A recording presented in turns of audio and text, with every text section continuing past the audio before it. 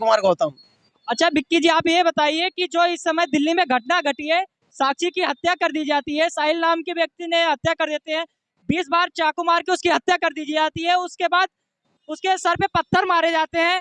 और वहां पे सबसे ज्यादा सर्वनाश देखने वाली ये चीज आई है कि वहां की जितनी भी जनता थी, कोई एक बार भी उसको कुछ बोला नहीं। और सरेआम इतनी गुंडागर्दी चली है। क्या दिल्ली में दहशतगर्दों की गुंडागर्दी बढ़ चुकी है? हौसले बुलंद है दहशतगर्दों के। इसके दो पहलू है। पहला तो एक तो कानूनी पहलू है जो कि साहिल ने जो किया वो बिल्कुल निंदनीय है। उस घटना की तुलना हम कर ही नहीं सकते। उसको कड़ी से कड़ी सजा मिलनी चाहिए। इसके अलावा कानून एक अपना काम करेगा। कोर्ट, न्यायालय, पुलिस, गवाह, इसकी एक लंबी प्रक्रिया जो चलती रहेगी और मुझे लगता है कि साहिल को फांसी की सजा मिलनी चाहिए। दूसरा धार्मिक पहलू, जैसा कि आपने बताया कि साक्षी और साहिल, साक्षी नाम की नाबालिग लड़की थी जिसको साहिल नाम के लड़के ने एक तरीके से उसकी वो गर्लफ्रेंड, कथित तौर पे गर्लफ्रेंड बताई जा रही थी, जिसने बात करने से मना कर दिया। और इस छोटी सी बात को लेके कोई किसी को बात करने से मना कर सकता है या किसी के प्रपोजल को एक्सेप्ट कर सकता है या ठुकरा सकता है। इतनी कट्टरता नहीं भरनी चाहिए। इस छोटी सी बात को लेके बारंबार चाकू मारा गया उसको, और उसके अलावा अंततः पत्थर के एक बड़े टुकड़े से 3-4 बार उसके सर को कुचला गया। जब तक उसकी मृत्यु सुनिश्चित ना हो गई तब तक वहाँ से जो है साहिल गया नहीं।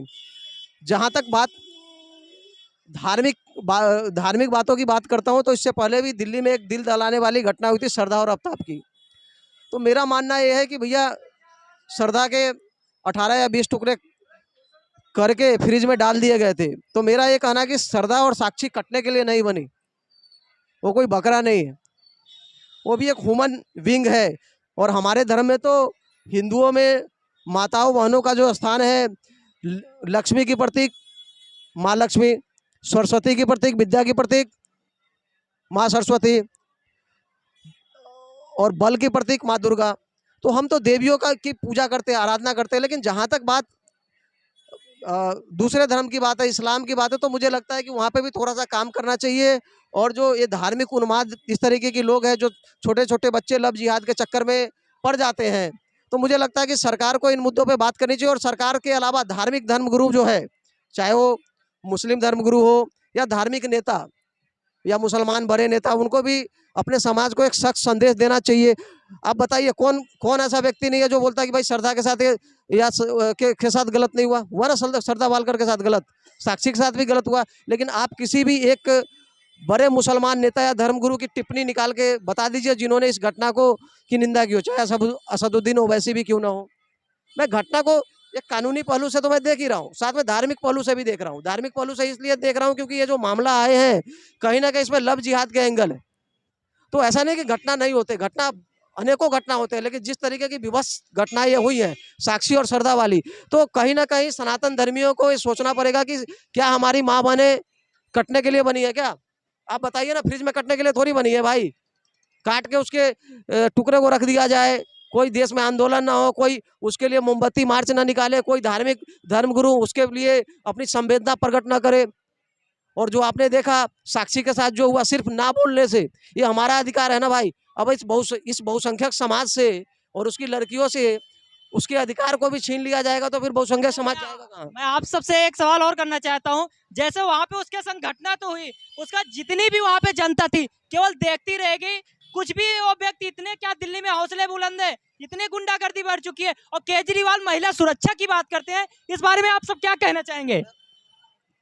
केजरीवाल की सरकार में कोई सुरक्षा ना दिल्ली में। वो तो सुरक्षा की बात करते हैं। नू कह रहे थे महिला सेफ है, महिला सेफ। अब कहाँ महिला सेफ है? जो लड़की मरी है साक्षी, कहाँ सेफ है? सारे के सारे देखते हुए जा रहे। चाहता तो लड़की बच जाती है। अब क्या कर रही है केजरीवाल की सरकार? केजरीवाल चूड़ी पहन के बैठा है। अगर यूपी में सरकार होती हमारे नहीं बन जाती है। मैं कह रहा हूँ बस और जो बिजली और ये पानी फ्री करने से कोई सरकार नहीं बन जाती उस तरीके से। जो कांड उस लड़के ने दिल्ली में किया है ना, यही अगर यूपी में किया होता तो बाबा उसे बख्शता नहीं। और दूसरी बात ये जो आप यहाँ पे न्यूज बना रहे हो ना, उसकी कबर पे जाके सीधे न्यूज बनाते अगर वही कांड इसने दिल्ली में किया, यहाँ यूपी में किया होता तो।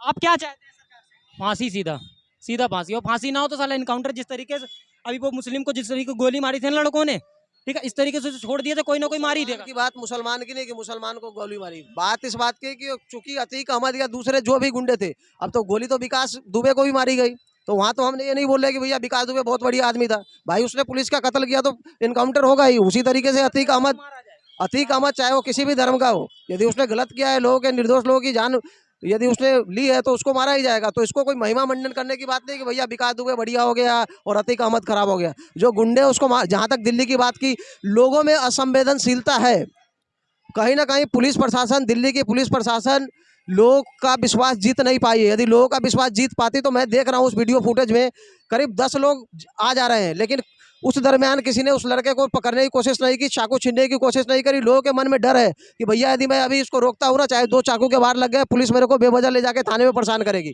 सरकारी तंत्र, पूरा का पूरा सरकारी तंत्र, सरकारी अमला, प्रशासन, सब के सब लोग हमें तंग करेंगे। तो ये जो भय है ना, मुझे लगता है दिल्ली में बहुत ज़्यादा है उत्तर प्रदेश की अपेक्षा, तो इसलिए लोग लड़की को बचा नहीं पाए। जैसे उत्तर प्रदेश की बात की जाए तो उत्तर प्रदेश आप ज्यादा सुरक्षित मानते हैं या फिर दिल्ली में जो घटना हुई है वो ज्यादा सुरक्षित मानते हैं? वहाँ पे सुरक्षा की भी बात की जा रही है और दिल्ली मेरी राजधानी है, उस बारे में आप क्या कहना चाहिए? राजधानी में ऐसी घटनाएं हो रही है, फिर प्रदेशों के क्या हाल होंगे? भाई दिल्ली में अगर केजरीवाल की सरकार रहेगी तो ऐसे ही होएगा। केजरीवाल नहीं कर पाएगा कुछ भी। अगर हमारे बाबा की सरकार में यहाँ होता हूँ तो अब तक का उसका खेल खत्म था। यहाँ अगर यूपी में होता तो खेल खत्म था उसका, जैसे उसने लड़की को मारी हो उससे ज्यादा बुरा हाल होता उसका। बाबा की सरकार होती, बीच चौराहा पे इनकाउंटर हो जाता अब तक। एक चीज और है, अगर यही सरकार बीजेपी दिल्ली में बन जाए ना तो केजरीवाल भी अपनी कुर्सी बजाते भागेंगे। समझ रहे हो मतलब? पर दिल्ली की जनता तो फ्री पानी और फ्री बिजली के चक्कर में परेशान है, उस बारे में क्या कहना वो चाहिए? बेकार चीज है यार, क्या पैसे कमा नहीं रहे हैं?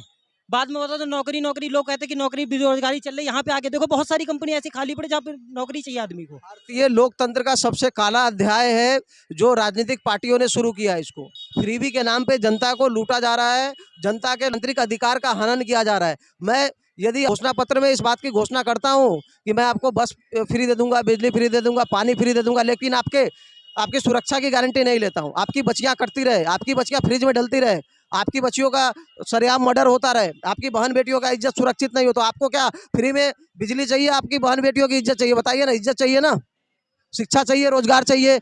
लेकिन और मुझे लगता है कि सुप्रीम कोर्ट को भी, जो राजनीतिक पार्टियां हैं जो फ्रीबीज के नाम पे बड़े बड़े वादे करती है और अगले चुनाव आने तक उसको पूरा नहीं करती है, तो मुझे लगता है सुप्रीम कोर्ट को भी इस बात का संज्ञान लेना चाहिए कि ऐसे राजनीतिक पार्टी के विरुद्ध सख्त कार्रवाई करनी चाहिए और उनको अगले चुनाव लड़ने के लिए जो है मुझे लगता है कि वो बैन कर देना चाहिए। इसके अलावा फ्रीबी से जो इम्पैक्ट हो रहा है इकोनॉमी को, आप समझिए, इकोनॉमी को भी इम्पैक्ट पड़ता है ना। आप बिजली दे रहे हो तो भैया जो बिजली बन रहा है, बिजली मुफ्त में तो बन नहीं रहा है।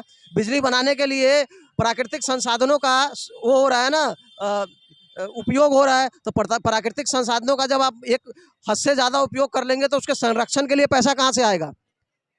कहाँ से आएगा? आप मान लीजिए नदी के ऊपर बांध बना के बिजली बना दिया आपने, नदी की धारा को मोड़ दी, बिजली तो बना के फ्री में बांट दिया, लेकिन उन किसानों का क्या होगा जो जिस नदी से वो अपने खेत को सींचते थे, उसके फसल का क्या होगा? तो मुझे लगता है कि फ्रीबीज बंद होना चाहिए, लोगों को बेहतर स्वास्थ्य मिले, बेहतर जो है पढ़ाई लिखाई मिले, बेहतर नौकरी मिले।